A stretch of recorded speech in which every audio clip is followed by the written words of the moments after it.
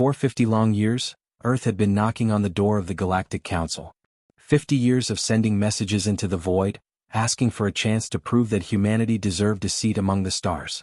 50 years of being ignored, dismissed, and treated like children who didn't understand how the grown-up universe worked. But finally, after decades of patience and persistence, the Council had sent word. They would hear Earth's petition. Humanity would get its chance. Ambassador Michael Hayes stood on the bridge of the Olive Branch, staring out at the vast emptiness of space as they approached their destination. The ship was Earth's pride and joy, a marvel of human engineering that had taken 10 years to build. Every system had been checked and triple-checked. Every detail had been perfected. This wasn't just a diplomatic mission. This was humanity's introduction to the galaxy, and they couldn't afford to mess it up. Michael was a career diplomat who had spent his entire adult life preparing for this moment. He had learned 17 different alien languages, studied the customs and traditions of dozens of species, and memorized every protocol the Council had ever published. His hair had started going gray during the preparation phase, and he'd stopped counting the sleepless nights somewhere around month 6. But none of that mattered now.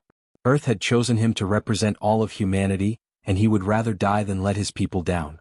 Standing beside him was Commander Rachel Foster, his second-in-command and head of security. Rachel was a former military officer who had seen combat during the colonial wars on Mars. She had sharp eyes that missed nothing and a mind that always thought 3 steps ahead. While Michael focused on diplomacy, Rachel's job was to keep everyone alive. She didn't trust easily, and she certainly didn't trust aliens they'd never met before. Her hand never strayed far from her sidearm, even though weapons were supposedly forbidden at the ceremony. Down in the research section, Dr. James Miller was having a minor panic attack. James was Earth's leading xenobiologist and the man responsible for presenting humanity's scientific achievements to the Council. He had spent the last 6 months preparing a presentation that showcased everything from breakthrough medical treatments to revolutionary energy solutions. The problem was that every time he reviewed his work he found something else he wanted to change. His datapad was filled with last-minute edits, corrections, and additions. His team had stopped trying to calm him down hours ago. The Olive Branch carried a crew of 200 souls. Scientists, diplomats, engineers, linguists, and support staff. Each person had been carefully selected from thousands of applicants. They represented every continent, every major nation, and dozens of different fields of expertise. In the cargo holds they carried gifts from Earth. Digital archives containing humanity's entire cultural history. Music, art, literature, and films from 10,000 years of civilization. Medical research that could save millions of lives. Agricultural techniques that could feed entire planets. These weren't just gifts. They were proof that humanity had something valuable to offer the galaxy. The destination was Kepler 442b, a neutral space station that sat on the border between multiple alien territories. The Council had chosen it specifically because it belonged to no single species. Here, the galaxy's elder races conducted their most important business. Treaties were signed, disputes were settled, and new members were inducted into the interstellar community. The station was massive, easily 10 times larger than anything humanity had ever built. It housed permanent populations from hundreds of different species, each with their own quarters, customs, and laws. As the Olive Branch approached the station, Michael received the official greeting from the Council. 3 species would oversee humanity's induction. The Vextari were beings made of living crystal who communicated through light and sound. They were ancient beyond measure and considered themselves the galaxy's philosophers and judges. The Chorus was a hive mind composed of billions of small creatures that functioned as a single consciousness. They controlled vast regions of space and were known for their mathematical precision and cold logic. And then there were the Draken, a reptilian empire that had conquered hundreds of worlds and ruled with an iron fist for thousands of years. Michael had studied each species extensively. The Vextari would judge humanity on wisdom and culture. The Chorus would evaluate technological capability and logical thinking.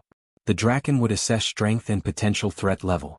Each species had their own criteria, their own biases, and their own hidden agendas. Getting all 3 to agree on anything was nearly impossible, which made the fact that they'd agreed to consider Earth's petition somewhat suspicious. Lieutenant Emily Carter sat at the communication station, monitoring every frequency the station transmitted. Emily was young, barely 30, but she had an intuitive understanding of data patterns that bordered on supernatural. She'd been the one to crack the Vextari communication protocols 5 years ago, earning her a place on this mission. Now her screens showed dozens of ships moving around the station. Most were routine traffic, but some patterns bothered her. Several Draken warships had taken up positions around the station's perimeter. Their formations were too precise, too deliberate. It looked less like security and more like preparation. Rachel noticed Emily's concerned expression and moved to her station. The young lieutenant pointed out the ship movements, and Rachel felt her instincts screaming warnings. Something was wrong. She could feel it in her bones. But what could she do? They were already committed. Turning back now would be seen as cowardice, would destroy any chance Earth had of joining the Council. Protocol demanded they proceed with the ceremony. Down in the cargo bay, Dr. Miller made his final preparations. His hands shook slightly as he loaded the presentation files onto a portable device.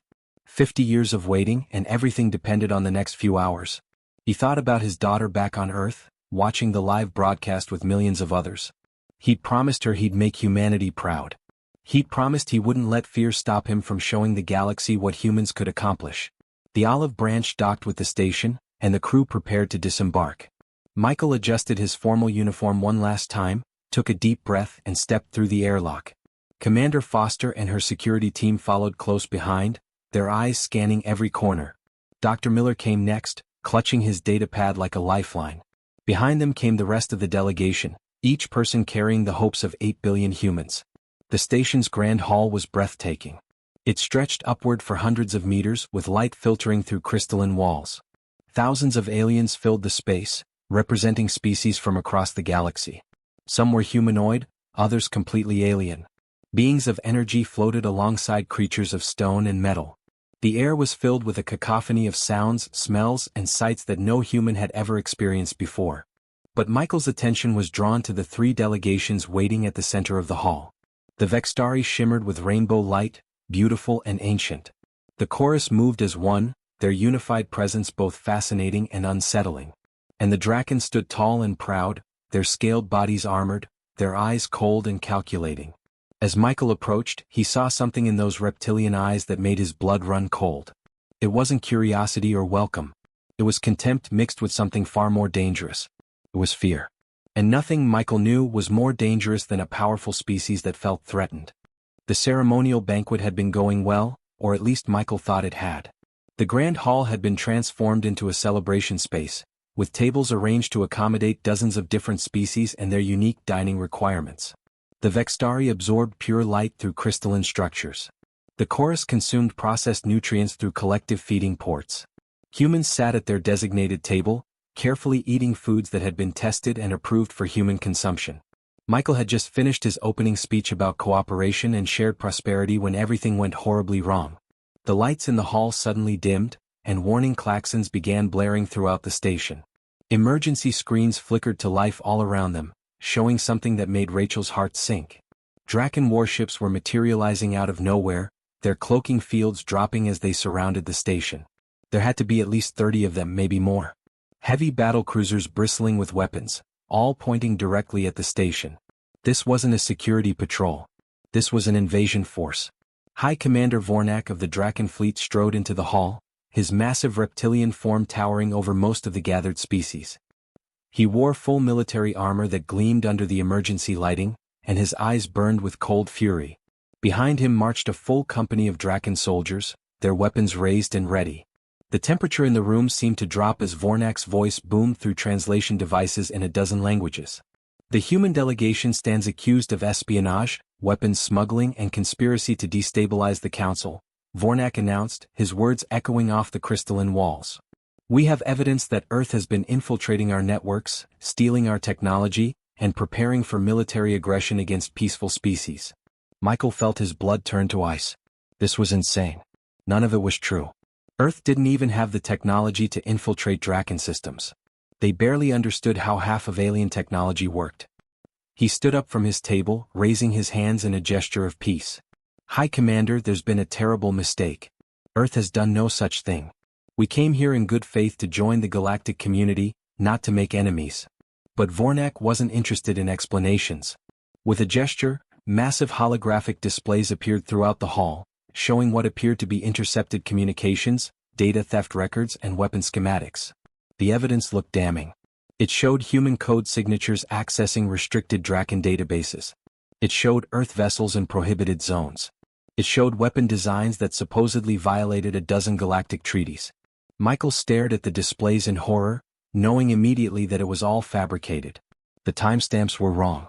The technical specifications didn't match Earth's actual capabilities. But it looked convincing enough to anyone who didn't know better. The council members began murmuring among themselves. Some species looked shocked, others appeared suspicious. The Vextari's light patterns flickered with uncertainty. The chorus remained eerily silent, processing the information with their collective mind. Michael realized with growing dread that Vornak had planned this perfectly. The Draken had manufactured evidence so elaborate that it would take weeks to disprove, and they didn't have weeks. They had minutes. Rachel's training kicked in immediately. She moved toward Michael, her hand going to her sidearm. Her security team formed a protective circle around the human delegation. But they were outnumbered 50-1, and these were Draken soldiers, warriors from a species that had been fighting wars for thousands of years. Still, Rachel would be damned if she let her people go down without a fight. That's when the situation went from bad to catastrophic. Captain David Thompson's voice crackled over Michael's communicator, filled with panic. Ambassador, we're under attack. Multiple Draken fighters are firing on the olive branch. Shields are failing. We're trying to break free, but they've got us boxed in. The communication cut off abruptly. Through the station's viewports, Michael saw a brief flash of light in the darkness of space. The olive branch, humanity's finest ship, the vessel that had carried their hopes and dreams across the stars, was gone. Just gone. Vaporized in a coordinated strike that left nothing but expanding debris. 200 people had been aboard that ship. 200 souls who would never see Earth again. Engineers, scientists, support staff, all dead in an instant. Dr. Miller let out a strangled cry of grief.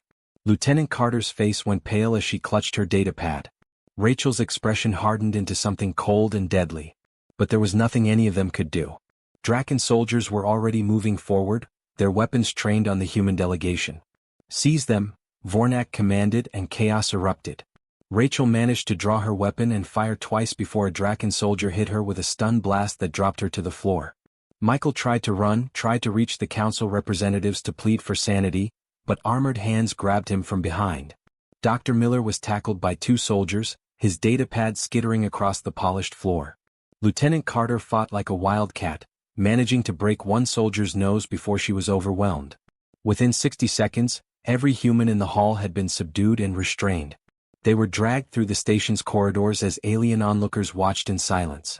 Some species looked horrified. Others appeared indifferent. A few even seemed pleased. The humans were brought to the station's central plaza, a vast open space that could hold thousands of observers. And observers were gathering. News of the human arrest had spread throughout the station within minutes. Representatives from hundreds of species came to watch, their faces showing everything from pity to contempt. Michael's mind was racing, trying to find a way out, trying to think of something that could save them. But he'd studied galactic law extensively and he knew the truth. Under council regulations, proven acts of espionage and military aggression could be met with immediate execution. No trial. No appeal. Just swift justice to protect the galactic order. And Vornak had made sure the evidence looked ironclad. The Draken commander stood before the assembled crowd, his voice amplified to reach every corner of the plaza. Let this be a lesson to all species who would threaten the peace of the galaxy. Let it be known that deception and treachery will not be tolerated. The humans came here speaking words of peace while plotting violence. They will pay the price for their crimes. Michael found his voice one last time. We came in peace. Everything you've seen is a lie. The Draken fabricated this evidence because they fear humanity's potential. Don't let them turn us into monsters. We're not your enemy. But his words fell on deaf ears. The council had already made their decision, swayed by Draken influence and the weight of the supposed evidence.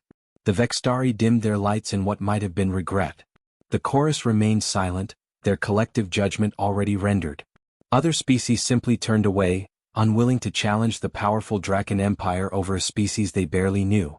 What happened next was broadcast across 1,000 worlds, transmitted to every corner of the galaxy. Humanity's first contact with the greater galactic community ended not with celebration but with blood. 16 humans died in that plaza, their final moments watched by billions of aliens. Michael's last words before the end were simple and clear, spoken with a defiance that would haunt the Draken for years to come. Earth will remember this.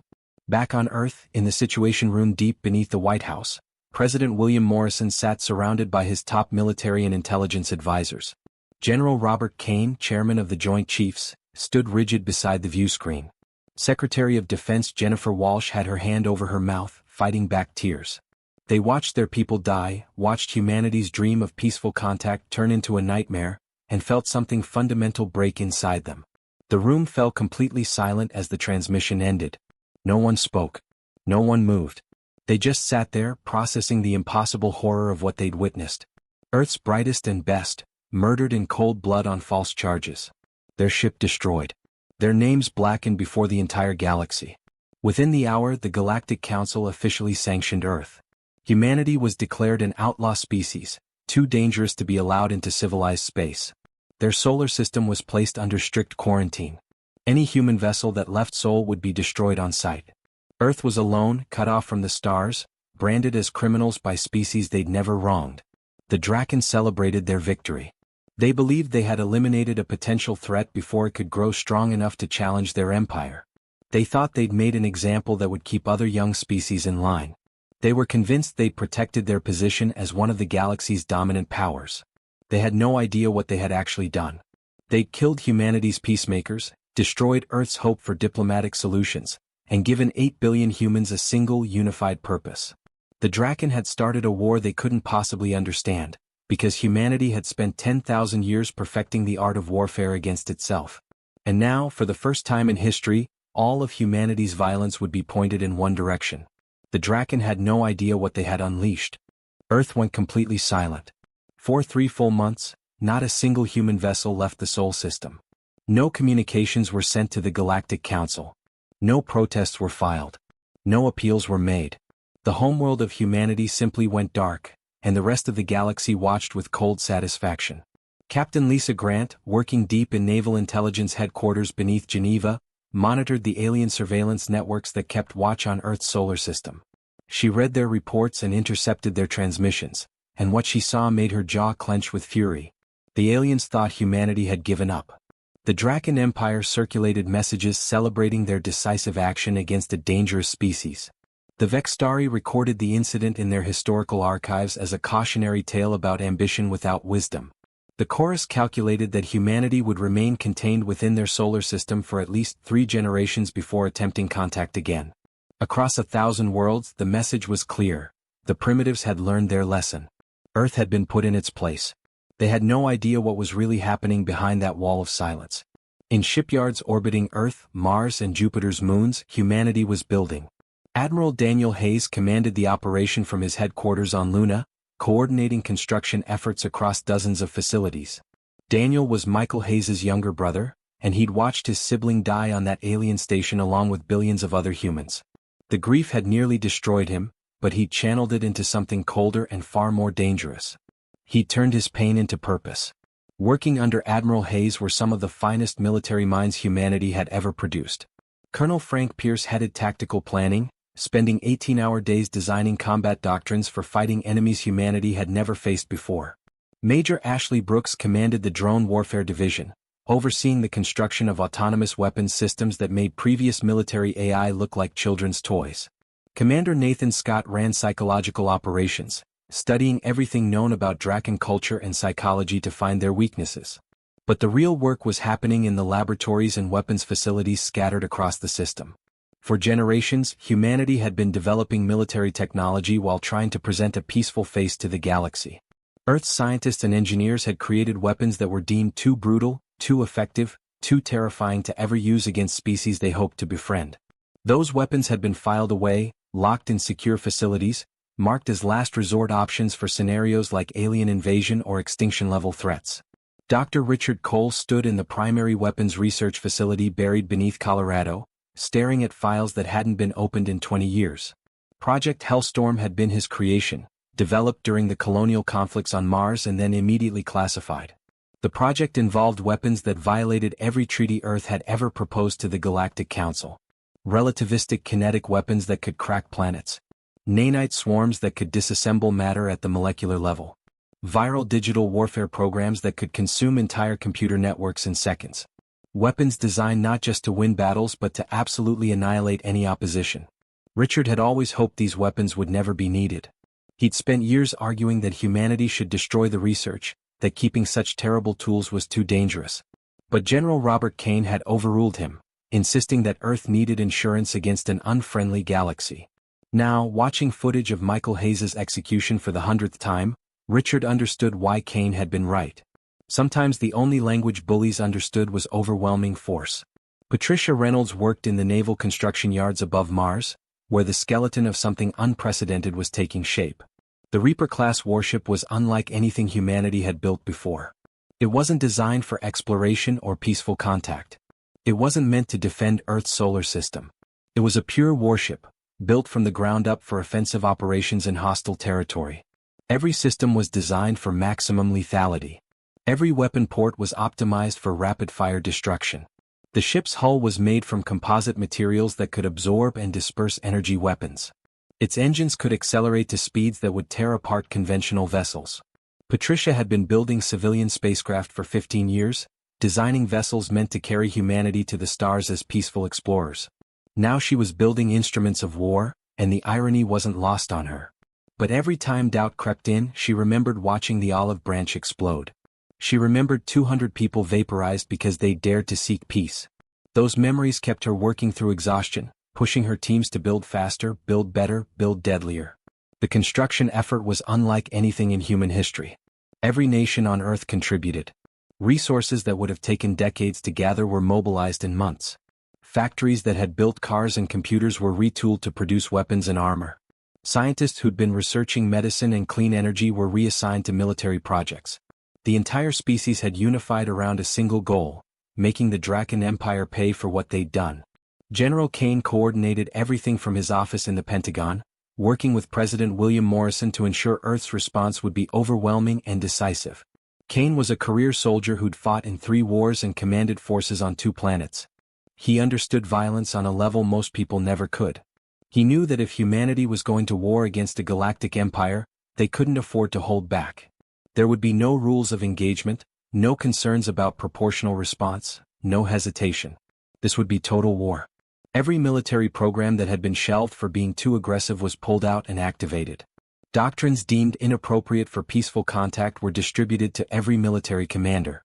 Contingency plans marked for use only if extinction was imminent were now standard operating procedure. Humanity had spent 10,000 years learning how to kill itself efficiently. Now all that expertise would be focused outward. Admiral Daniel Hayes stood on the bridge of the Vengeance, the flagship of what would become known as the Retribution Fleet. The ship was a monster, twice the size of the olive branch and armed with enough firepower to level a small moon. Around it floated 63 other warships of various classes, all crewed and ready. These weren't exploration vessels or science ships. They were weapons, plain and simple, and every person aboard them had volunteered knowing they might never return home. Daniel looked out at his fleet and felt something cold settle in his chest. His brother had been a man of peace, a diplomat who believed in talking through problems and finding common ground. Daniel was different. He was a warrior, and he understood that sometimes peace could only be achieved through victory. Michael had offered the galaxy friendship. The galaxy had responded with murder. Now it was Daniel's turn to respond. Commander Brian Sullivan, his tactical officer, approached with a data pad showing the final launch calculations. Brian was young, barely 30, but he had a gift for strategic thinking that bordered on genius. He'd planned every phase of the upcoming operation, accounting for variables that most commanders would never consider. The attack routes were perfect. The timing was flawless. The Draken wouldn't know what hit them. Daniel activated the fleet-wide communication system, and his voice echoed through every ship in the Armada. 63 vessels carrying humanity's finest warriors, all listening to his words. 3 months ago we sent ambassadors to the stars. We sent scientists, diplomats, and peacemakers. We sent the best of us, carrying hopes for friendship and cooperation. The galaxy murdered them. They killed our people, destroyed our ship, and declared us criminals based on lies. He paused, letting the words sink in. Every person in the fleet had seen the footage. Every one of them knew someone who died that day. The grief was universal, but so was the anger. The Draken think we've learned our lesson, Daniel continued, his voice hard as steel. They think we've crawled back to Earth with our tails between our legs. They think we're scared, broken, defeated. They wanted to see what happens when you kill humanity's peacemakers. Well, now they're going to learn what happens when you leave us nothing to lose. Now they're going to discover why humanity fought itself for thousands of years. They're going to learn that we didn't perfect the art of war because we're peaceful. We perfected it because we're damn good at it. Throughout the fleet, crews checked their weapons one final time. Engineers confirmed that every system was operating at peak efficiency. Fighter pilots climbed into their cockpits. Marines loaded their rifles. This wasn't just a military operation. This was humanity's declaration that they would not be victims. They would not be dismissed. They would not be destroyed without consequence. Commander Sullivan initiated the launch sequence. One by one, the ships of the Retribution fleet began moving, their engines burning bright as they accelerated toward the edge of the solar system. They crossed the boundary of Earth's quarantine zone and kept going, heading toward Draken space. The aliens monitoring Earth's system watched in shock as the fleet emerged, expecting some kind of futile protest. They had no idea they were watching the beginning of a war that would reshape the galaxy. Earth's children were going hunting, and the Draken Empire had just become prey. The Draken colony of Arcturus 7 was a mining outpost on the edge of their empire, home to roughly 50,000 Draken citizens and twice that many worker species from across the galaxy. It was a peaceful settlement, far from any conflict zones, focused entirely on extracting rare minerals from the planet's crust. The colonists had heard about the human incident 3 months prior, but it seemed distant and irrelevant to their daily lives. They went about their business, completely unaware that they were about to become the first target in humanity's war. The attack came without warning. No ships appeared on their sensors. No communications were received. One moment, everything was normal. The next moment, every power grid on the planet failed simultaneously. Communications went dead. Life support systems in the underground mines shut down. Orbital defense platforms stopped responding. And then, in the darkness and confusion, something started hunting. Commander Brian Sullivan's strike teams had been inserted into the system weeks earlier, moving through space on ships so stealthy that Draken sensors couldn't detect them. They'd studied the colony's defenses, mapped every military installation, identified every weakness. When the order came to strike, they moved with surgical precision. Military targets were eliminated first. Command centers, weapon depots, communication arrays, all destroyed in the first 30 seconds.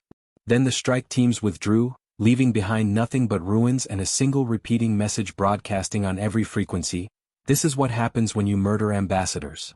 By the time Draken investigation teams arrived 2 days later, the colony was completely dark. No power, no communications, no military presence whatsoever. 50,000 civilians were stranded without support, completely helpless. The investigators searched desperately for the attackers, but found nothing. No enemy ships, no invasion force, no occupying army. Just destruction and that haunting message playing over and over. The Draken High Command was stunned. How had the humans penetrated their defenses? How had they struck so deep into Draken territory without being detected? And most importantly, where were they now? The answer came quickly. 3 more border colonies went dark within the week, each one struck with the same brutal efficiency. No warnings, no mercy, just devastating attacks that left military infrastructure in ruins. Captain Lisa Grant watched the chaos unfold from her intelligence center on Luna, analyzing data streams from across Draken space.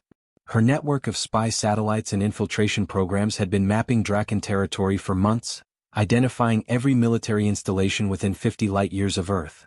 She'd compiled target lists, vulnerability assessments, and attack protocols. Now she was feeding that information directly to Admiral Hayes and his strike teams, ensuring every attack hit exactly where it would hurt most. The ground assault on Draken Station 7 was different. This wasn't a colony but a major military installation, home to a full Draken battle fleet and 20,000 soldiers.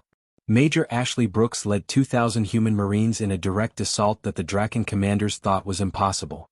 Human ships dropped out of faster-than-light travel directly above the station, too close for the Draken defense systems to react properly.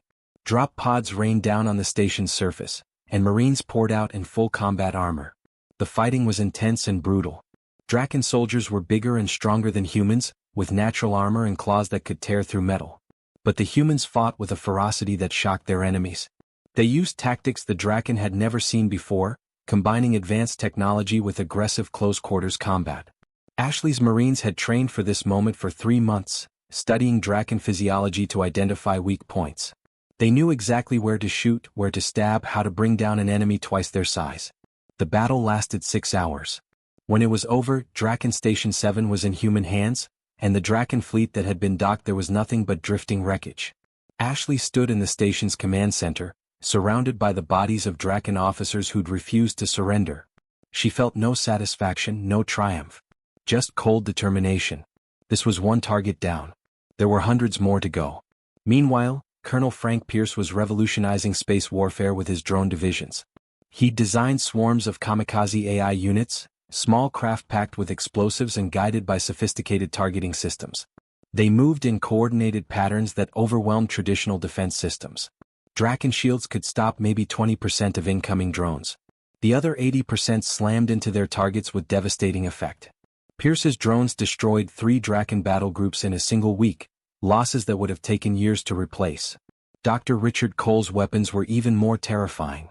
His relativistic kinetic weapons accelerated small masses to near light speed, creating impacts that released energy equivalent to nuclear weapons. When they struck Draken-fortified worlds, the results were catastrophic. Entire military complexes were reduced to craters. Underground bunkers were collapsed. Cities built to withstand orbital bombardment simply ceased to exist.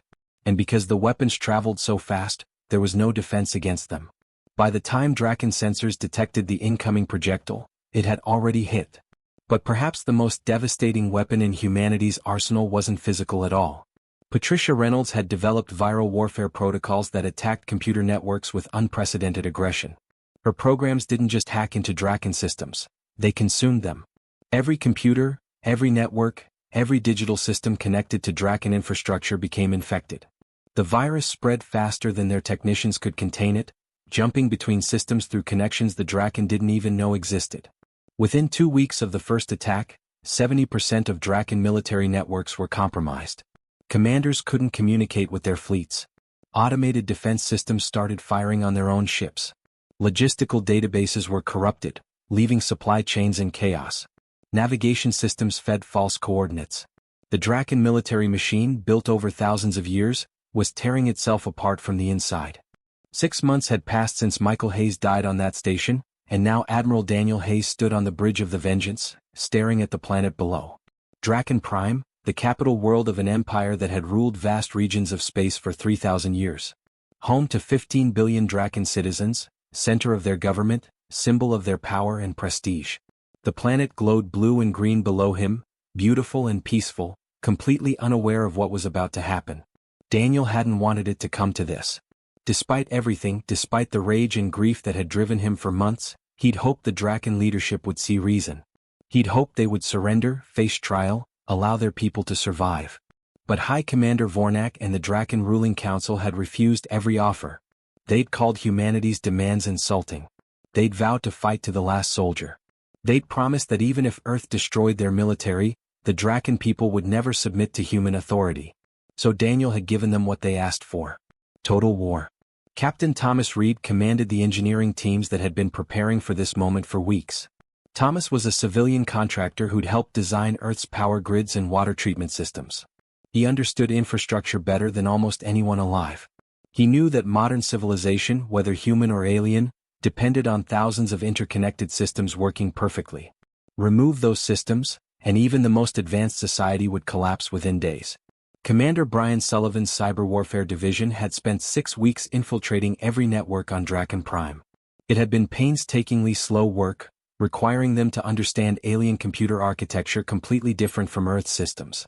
But Patricia Reynolds's viral protocols had given them the tools they needed. One by one, they'd gained access to power plants, water treatment facilities, atmospheric processors, communication networks, transportation systems, everything that kept 15 billion people alive on a heavily populated world. The attack began at exactly midnight, Draken Prime Standard Time. Thomas gave the signal, and Sullivan's team executed the final protocol. Across the entire planet, every system failed simultaneously. Power grids went dark from pole to pole. Water treatment plants shut down, leaving the population without clean drinking water. Atmospheric processors that maintained breathable air in underground cities stopped functioning. The planetary internet collapsed, cutting off all communications. Transportation networks froze, leaving billions of people stranded wherever they happened to be. It wasn't bombardment. Not a single weapon was fired at the planet's surface. No cities were destroyed, no civilians were directly harmed. But within hours, Draken Prime was in absolute chaos. Hospitals lost power in the middle of critical surgeries. Food storage facilities stopped working, spoiling supplies that fed millions. Climate control systems failed, leaving buildings too hot or too cold. Traffic control networks crashed, causing accidents across the planet. Emergency services couldn't communicate or coordinate responses. The proud capital of the Draken Empire, one of the most technologically advanced worlds in the galaxy, was reduced to pre-industrial conditions in a matter of minutes. 15 billion people found themselves helpless, dependent on systems that no longer worked, unable to even understand what had happened or how to fix it. Their technicians tried frantically to restore power, but Sullivan's team had been thorough. Every backup system had been compromised. Every failsafe had been disabled. Every attempt to reboot was blocked by viral protocols that adapted faster than Draken engineers could work. Admiral Hayes activated the communication system, broadcasting on every frequency that the Draken could still access. His message was transmitted not just to Draken Prime, but to every corner of the galaxy. Thousands of species, billions of individuals, all watching to see what humanity would do next. President William Morrison stood beside Daniel, representing Earth's civilian government. They'd coordinated this message carefully, ensuring it said exactly what needed to be said.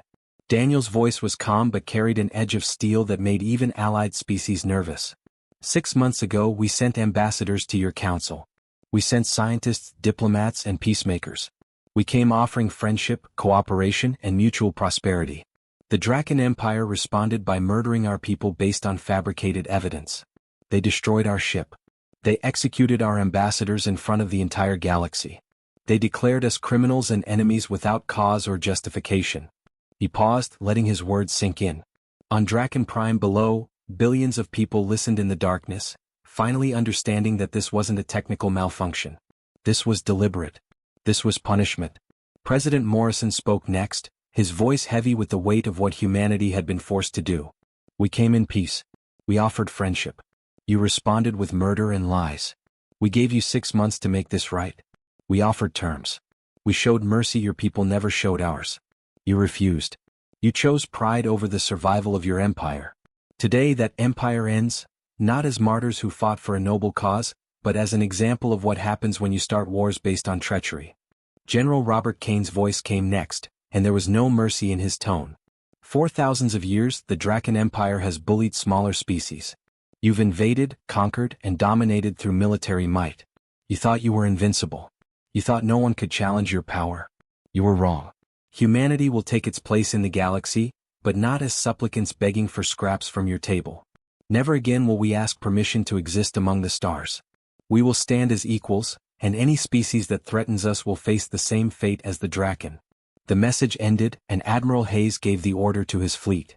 Humanitarian supplies began landing on Draken Prime: food, water, medical supplies, portable power generators. Enough to keep the population alive but nothing more. The Draken people would survive, but they would do so under human supervision. Their empire was finished. Their military was scattered or destroyed. Their government was in collapse. Everything they'd built over 3 millennia had been dismantled in 6 months by a species they'd considered primitive.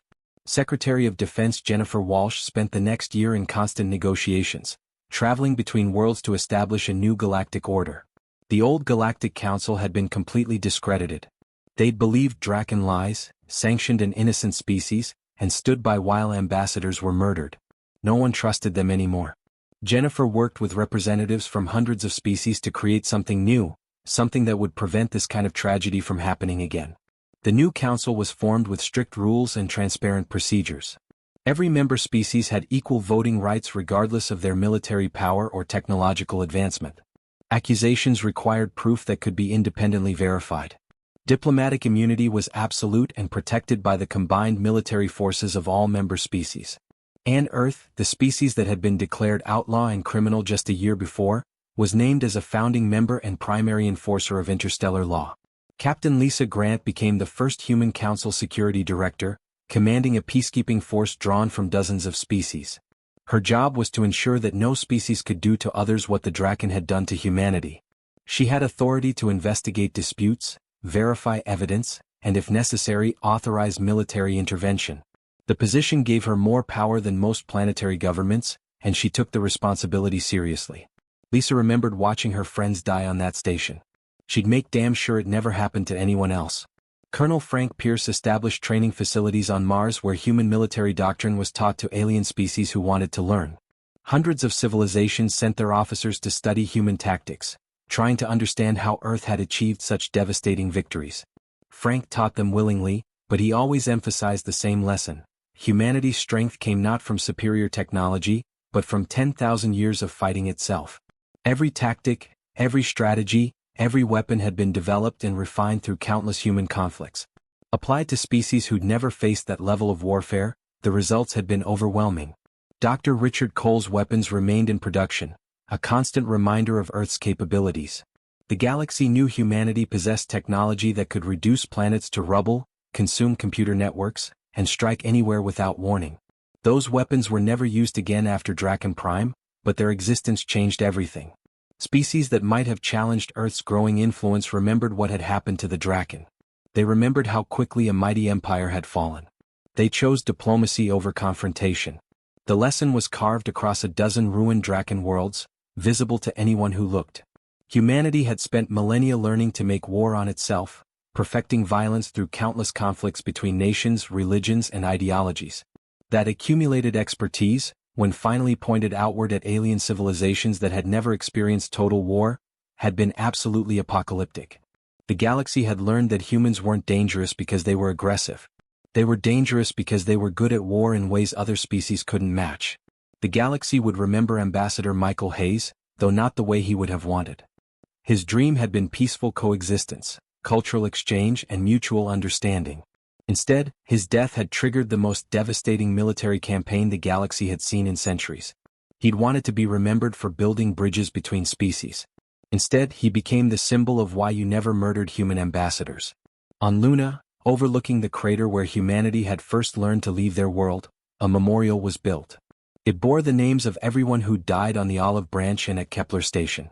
At the center stood a statue of Commander Rachel Foster, frozen in the moment before she'd drawn her weapon to defend her people.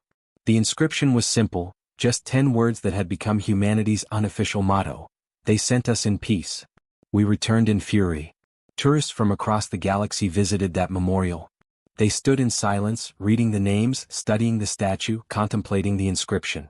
They came to understand what humanity had learned through painful experience. Peace was always preferable, but it could only exist when backed by the certainty of devastating response to aggression. The Draken had thought humans were weak because they came in peace. They'd learned too late that humanity's peacemakers were simply the only option they'd chosen to show first. 20 years later, Earth stood at the center of galactic politics, their word carrying more weight than species who'd been traveling the stars for millennia. Human ships patrolled trade routes, keeping them safe. Human diplomats mediated disputes between alien civilizations. Human technology, once considered primitive, had spread throughout the galaxy. And everywhere humans went, they carried both their capacity for peace and their proven ability for war. The new galaxy wasn't perfect. There were still disputes, still conflicts, still species that tested boundaries. But there were rules now, enforced rules, and everyone knew the price of breaking them. The Draken Empire had served its purpose, becoming the cautionary tale that kept other species honest. Their ruined worlds remained untouched for decades, preserved as monuments to the consequences of treachery. And in quiet moments, when Admiral Daniel Hayes sat alone on the Vengeance, he would think about his brother. Michael had wanted peace so badly, had believed so deeply in the power of understanding and cooperation. He died for that belief, and his death had brought a kind of peace to the galaxy, not the gentle peace of mutual friendship, but the harsh peace of mutual assured destruction. Daniel wasn't sure if Michael would have approved, but he knew his brother would have understood. Sometimes the only way to build a lasting peace was to make absolutely certain that war was too terrible to contemplate. Earth had learned that lesson thousands of years ago, written in the ashes of countless conflicts. Now the galaxy had learned it too, written in the ruins of the Draken Empire. And perhaps Daniel thought that was Michael's real legacy. Not the peace he'd sought, but the peace his death had ultimately created. A galaxy where diplomacy worked because everyone remembered what happened when it failed. The memorial on Luna stood eternal, its message clear to every species that passed beneath it. Humanity had come to the stars seeking friends. They'd found enemies instead. And they'd shown the entire galaxy why that had been the worst mistake anyone could make.